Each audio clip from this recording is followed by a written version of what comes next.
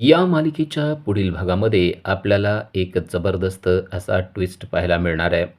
पारू विश्वंभरच्या पार्टीमध्ये गेलेली आहे. तिच्याबरोबर आदित्य, त्याचबरोबर अहिल्यादेवी देखील आहेत. पारू आणि आदित्य आतमध्ये जात असतात. आदित्य पहिल्यांदा बाहेर थांबलेला असतो आणि पारू आतमध्ये गेलेले असते. तेव्हाच विश्वंभरच्या एका नौकराने पारूचा अपमान केलेला असतो. ही मुलगी असली तर कशाला आलेली आहे? ही अशिक्षित गावंढाळ मुलगी आहे. यांच्यासाठी ही पार्टी नाही आहे असं म्हणून चक्क तिला हकललेलं असतं. तेव्हा आदित्य तेथेच असतो. आदित्यला झालेल्या सगळ्या प्रकाराचा राग येतो आणि तो त्या नोकराला माफी मागायला लावतो. पण विश्वंभर मात्र त्या नोकराला माफी मागू देत नाही. तो म्हणतो की जे काही झालेलं आहे ते योग्य आहे. सारंग देखील त्याला सांगत असतो की हिची माफी माग, पण विश्वंभर मात्र माफी मागण्यास नकार देतो आणि त्यावेळेस विश्वंभर आणि आदित्य यांच्यामध्ये बाचाबाची होते आणि तेव्हाच विश्वंभरचे गुंड आदित्यच्या अंगावर धावून येतात. तेव्हा आदित्य पण सुट्टी देत नाही आणि त्यांची धुलाई करताना आपल्याला पाहायला मिळणार आहे. त्याचबरोबर आदित्यने कशा प्रकारे मोनिकाची प्रेग्नन्सी ही खोटी आहे हे सिद्ध केलंय आणि त्याला साथ दिलेली आहे ती म्हणजे पारूने. मोनिका ही किती खोटारडी आहे आणि तिने प्रीतमला कसं फसवलेलं आहे याबाबतचे CCTV फुटेज देखील आदित्य आणि पारू हे मिळवणार आहेत आणि ते सगळे फुटेज अहिल्यादेवी यांना दाखवून मोनिकाला घराच्या बाहेर धक्के मारत काढायला लावणार आहेत. हे सगळं आपल्याला आजच्या या एपिसोडमध्ये बघायला मिळणार आहे. मोनिका ही प्रीतममुळे प्रेग्नंट आहे ही गोष्ट जेव्हा अहिल्याला समजलेली असते तेव्हा ती तर पुरती हादरून गेलेली असते. प्रीतम असं करू शकणार नाही असं तिला वाटत असतं, पण आता मोनिकाने सर्वांच्या समोर हे सांगितलंय. त्यामुळे आता प्रीतमला हकलून देण्याशिवाय पर्याय नसतो. हकलून दिलेल्या प्रीतमची मदत आदित्याने पारूनं करायचं ठरवलंय आणि त्यासाठीच आदित्य म्हणतो, पारू आता प्रीतम तुमच्या घरामध्येच राहील, कारण तो जर काही इकडे तिकडे गेला तर त्याच्या जीवाचं तो काही बरं वाईट करू शकतो. खरं तर मारुतीला ही गोष्ट पटलेली नसते, पण पारू आणि प्रीतम यांच्या बोलण्याच्या पलीकडं मारुती जाऊ शकत नाही आणि त्यामुळंच त्याला देखील आता मान्य करावं लागतं की प्रीतमला त्याच्या घरामध्ये ठेवायचं आहे आणि प्रीतम आता पारूच्या घरीच राहत असतो. पारू त्याला जेवायला देखील देत असते. मारुती देखील आता त्याची काळजी घेत असतो. प्रीतमला खरं तर झालेल्या सर्व प्रकाराबद्दल वाईट वाटत असतं. त्याने काहीच केलेलं नाहीये असं त्याचं मन म्हणत असतं, पण आता त्याच्यावर विश्वास कोणीच ठेवणार नसतं. कारण मोनिकाने सर्वांच्या समोर असं सांगितलंय की या बाळाचा बाप हा प्रीतम आहे. आता अहिल्याला ही गोष्ट पटवून देणं गरजेचं आहे. पण अहिल्याला ही गोष्ट कशी पटवून द्यावी हे अजून आदित्याने पारूला सुचलेलं नसतं. पण आता त्यांनी मनोमन प्लॅन करून ठेवलेला असतो. मोनिका खोटारडीच असणार आहे, कारण प्रीतम असा नाहीये. प्रीतम कधीही असं चुकीचं वागणार नाही असा त्यांचा भरोसा असतो. आता दुखावलेला प्रीतम पहिल्यांदा प्रियाकडे गेलेला आहे आणि तो प्रियाला सांगण्याचा प्रयत्न करतोय की मोनिका आणि माझ्यामध्ये काहीच झालेलं नाहीये. मोनिका खोटं बोलतेय आणि त्याच वेळेस त्याला एक सुखद धक्का बसलाय. तो म्हणजे प्रिया देखील त्याच्याच बाजूने बोलत आहे. प्रियाचा त्याच्यावरचा विश्वास यत्किंचितही कमी झालेला नाहीये आणि त्यावेळेस प्रीतम देखील तिला स्वतःच्या जवळ घेतो आणि म्हणतो, खरंच प्रिया तू माझ्यावर मनापासून प्रेम करते. तेव्हा प्रिया म्हणते, आपल्या लग्नाच्या अगोदर तुम्ही कसं वागत होता त्याबद्दल मला काय माहिती नाही, पण तुम्ही माझ्याबरोबर जेव्हापासून आहात तेव्हापासून मला खात्री आहे की तुम्ही कोणाशीही चुकीचं वागणार नाही आणि कोणालाही डोळे वर करून पाहणार देखील नाही. आता या सगळ्या गोष्टीमुळे प्रीतम खुश झालाय, कारण प्रिया, आदित्य आणि पारू त्याच्या बाजूने आहेत.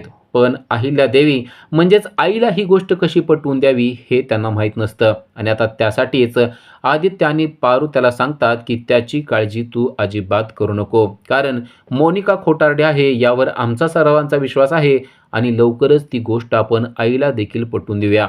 प्रीतम म्हणतो, पण हे कसं करायचं?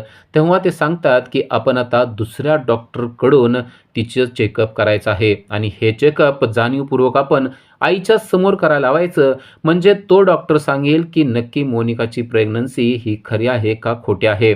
आता मोनिकाला मात्र यांच्या चाललेल्या प्लॅनबद्दल काहीच माहीत नाहीये. आदित्य, पारू, प्रीतम आणि प्रिया यांनी झकास असा प्लॅन करून ठेवलेला आहे, ज्यामध्ये ते मोनिकाला आता दुसऱ्या डॉक्टरकडून चेक करणार आहेत आणि मोनिका ही आता रंगेहात सापडणार आहे आणि त्याप्रमाणे त्यांनी एका डॉक्टरांना सांगून देखील ठेवलेलं असतं, तुम्ही चेकअपसाठी यायचं आहे. आता प्रीतम देखील तयार झालेला आहे, कारण त्याला माहिती आहे की मोनिका खोटारडी आहे आणि ती खोटं बोलते. त्याचबरोबर आदित्य आणि पारू म्हणतात की तू जेव्हा तिला भेटलेला होता त्या दिवशीचं CCTV फुटेज आम्ही आईला दाखवणार आहोत आणि आता त्यासाठीच ते दोघंही अहिल्याला भेटायला गेलेले असतात. अहिल्याला आदित्य आणि पारू म्हणतात, की जर का मोनिका खरं बोलत असेल, तर आपण तिची अजून एकदा का बरं चेकअप करायला नको? आता ही गोष्ट अहिल्याला देखील पटलेली असते. अहिल्या म्हणते, "हे मात्र बरोबर आहे. मी डायरेक्ट प्रीतमवर आरोप केला आणि त्याला घराच्या बाहेर हाकलून दिलं. खरं तर हे चुकीचंच आहे. कारण प्रीतमची चूक झाली आहे का नाही, हे मात्र आपण पाहायला पाहिजे होतं. आदित्य आणि पारू, तुम्ही खरं बोलतायत. आत्ताच्या आत्ता आपण आपल्या डॉक्टरांना बोलूया आणि त्यांच्याकडून मोनिकाची चेकअप करून घेऊया." असं आता अहिल्याला देखील वाटलेलं असतं. पण हे सगळं ऐकल्यावर मोनिकाच्या मात्र पायाखालची जमीनच सरकलेली असते. आता मोनिकाला मात्र माहीत असतं, की हे कोणत्या डॉक्टरांना बोलवणार आहेत. कारण ह्यांचा फॅमिली डॉक्टर कोण आहे, हे मोनिकाला माहीत असतं. ती लगेच त्या व्यक्तीला फोन करते आणि म्हणते, की "मी प्रेग्नंट नाही आहे, पण इथं कोणालाही समजलं नाही पाहिजे. कारण हे जर का ह्यांना समजलं, तर माझी ते वाट लावतील आणि तुमची मी वाट लावेल. त्यासाठी पाहिजे तर मी तुम्हाला पैसे देते. तुम्हाला जेवढे पैसे लागणार आहेत, तेवढे पैसे घ्या. पण मी जे काय बोलते ते ऐका आणि मी प्रेग्नंट आहे म्हणून अहिल्यादेवी यांना सांगायचं." डॉक्टर देखील घाबरतात आणि डॉक्टर तिला म्हणतात, की "ठीक आहे, तुम्ही जसं म्हणाल तसं मी करायला तयार आहे. तुम्ही जो रिपोर्ट मागाल तो रिपोर्ट मी द्यायला तयार आहे," असं त्यांनी सांगितलेलं असतं. आणि आता डॉक्टर लगेच आदित्य आणि पारू यांना फोन करून सांगतात, की मोनिकाने मला धमकी दिलेली आहे. पण आता आदित्य आणि पारू यांनी तिला दिलासा दिलेला असतो आणि ती काही करू शकणार नाही. "आम्ही तुमच्या पाठीशी आहोत. तुम्ही बिनधास्त अगदी जे योग्य आहे तेच सांगा," असं सांगून ठेवलेलं असतं. तेव्हा डॉक्टर म्हणतात, "जर तुम्ही माझ्या पाठीशी असाल, तर मग मला काही घाबरण्याची गरज नाही. मी जेव्हा घरी येईल, तेव्हा मी अगदी क्लिअर रिपोर्ट देणार आहे," असं सांगितलेलं असतं. आणि आता डॉक्टर तिला चेकअप करण्यासाठी आलेले असतात. स्वतः अहिल्यादेवीच तिथे बसलेल्या असतात. कारण अहिल्यादेवींना बघायचं असतं, की डॉक्टर काय सांगणार आहेत ते. डॉक्टरांचा रिपोर्ट काय येणार आहे, याकडं सर्वांचं लक्ष असतं. आता यांच्या घरचे म्हणजेच किर्लोस्करांच्या घरचा डॉक्टर आलेला असतो आणि तो डॉक्टर आदित्य आणि पारू हे घेऊन आलेले असतात. आदित्य आणि पारू डॉक्टरांना सांगतात, की "आज मोनिकाला तुम्ही चेकअप करा आणि ती नक्की प्रेग्नंट आहे का नाही ते सांगा." पण मोनिका तर अगोदरच खुश झालेली असते. कारण तिने डॉक्टरांना मॅनेज करून ठेवलेलं आहे आणि डॉक्टर आपल्याच बाजूनं बोलणार आहेत, या गोष्टीमुळे ती खुश असते. डॉक्टर मोनिकाला चेक करतात आणि मोनिकाला चेक केल्यानंतर ते अहिल्याला सांगतात, की मोनिका प्रेग्नंट नाहीये. हे ऐकल्यावर मोनिकाच्या पायाखालची जमीन सरकते. तिला असं वाटत असतं, की डॉक्टर तर मॅनेज झालेले आहेत, पण डॉक्टर अजिबात मॅनेज झालेले नसतात आणि त्यांनी अगदी खरा रिपोर्ट अहिल्यादेवीला दिलेला असतो. तेव्हा अहिल्यादेवीला समजलंय, की ही मोनिका किती खोटारडी आहे.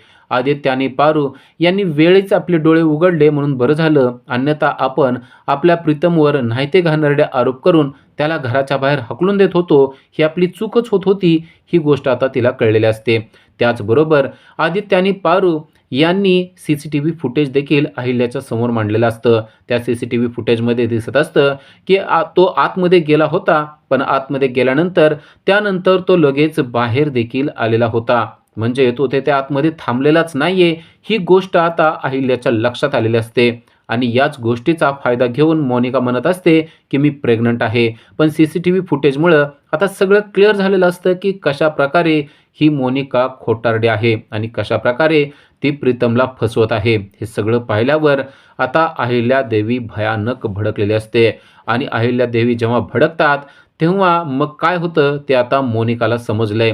मोनिकाच्या चांगल्याच झिंजा ओढून तिच्या मुस्काडात ठेवून देऊन अहिल्यादेवीने सांगितलंय, की "माझ्या मुलावर आरोप करताना तू 100दा विचार करायला पाहिजे होता. एक स्त्री आहेस म्हणून मी तुझ्या पाठीशी ठामपणे उभारले होते, पण तू चुकीचा गैरफायदा करून घेतलेला आहेस आणि त्यामुळं आता तुझी या घरातून गच्छंती करण्याशिवाय माझ्यापुढं पर्याय नाही. नशीब मी तुला पोलिसांच्या ताब्यात देत नाही," असं म्हणून तिने मोनिकाला हाकलून दिलेलं आपल्याला पाहायला मिळतंय.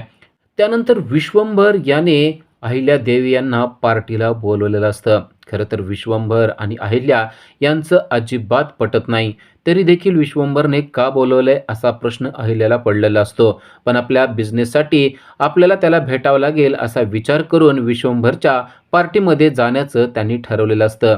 विश्वंभरने सारंगच्या फॅमिलीला देखील तिकडं बोलवलेलं असतं आणि तिलोत्तमा देखील येणार असते. तर आता इकडून सर्वजण म्हणजे अहिल्या आणि पारू देखील यांच्याबरोबर येणार असते आणि पार्टीसाठी सर्वजण जमा झालेले आपल्याला पाहायला मिळतं. सारंग आणि सावली देखील त्या पार्टीमध्ये असतात. सारंगला मात्र त्या ठिकाणी अजिबात आवडत नसतं आणि तो सावलीला तसं सांगत देखील असतो.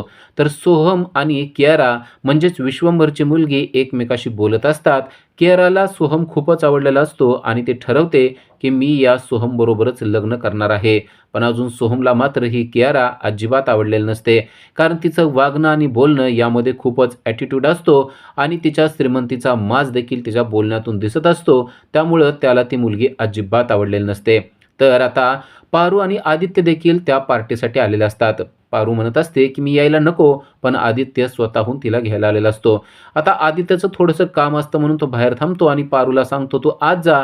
पण आतमध्ये गेल्यानंतर पारूचा अपमान झालेला आपल्याला पाहायला मिळतो. विश्वंभरचा नौकर अक्षरशः पारूला धक्के मारून बाहेर काढतो आणि म्हणतो की ही असली मोलकरीण असलेली इथं कशाला आलेली आहे. असल्या गावंढाळ आणि अशिक्षित लोकांसाठी ही पार्टी नाहीये असं म्हणून जेव्हा तो तिला धक्का देतो तेव्हा आदित्य तेथेच असतो. आदित्य पाहतो आता आदित्यचा राग कंट्रोलमध्ये राहत नाही आणि तो त्या नौकराच्या अंगावर धावून जातो. तुला माहिती आहे का ती कोण आहे असं म्हणून तो तिच्या अंगावर जातो. पण तेवढ्यात त्यांच्यामध्ये विश्वंभर पडतो. आता विश्वंभर देखील नौकराच्याच बाजूनं बोलत असतो. तो आदित्यला म्हणतो ती तुमची मोलकरीण आहे तर या पार्टीमध्ये कशाला आली आहे. तिला तुम्ही घेऊनच यायला नाही पाहिजे होतं. विश्वंभर असं बोलेल असं आदित्यला वाटत नसतं. तेव्हा आदित्य पण चिडतो आणि म्हणतो ती अगोदर एक व्यक्ती आहे आणि त्यानंतर मोलकरीण आहे का काय आहे ते बघितलं पाहिजे आणि आम्ही आणलेलं आहे तर ती आमच्यासाठी तेवढी प्रतिष्ठित आहे म्हणूनच ती या पार्टीला आलेली आहे. त्यामुळे आता तुम्ही तिची माफी मागणं गरजेचं आहे. विश्वंभर म्हणतो मी तिची अजिबात माफी मागणार नाही. तेव्हा विश्वंभर आणि आदित्य यांच्यामध्ये बाचाबाची सुरू होते आणि विश्वंभरचे गुंड जेव्हा आदित्यच्या अंगावर येतात तेव्हा मात्र आदित्य शांत बसत नाही. सगळ्या पार्टीचा विध्वंस होतो आणि पार्टीमध्ये राडा सुरू होतो. आदित्य विश्वंभरच्या गुंडांची जबरदस्त धुलाई करताना आपल्याला पाहायला मिळणार आहे. अशाच अपडेटसाठी आजच आमच्या चॅनलला सबस्क्राईब करा. थँक्यू.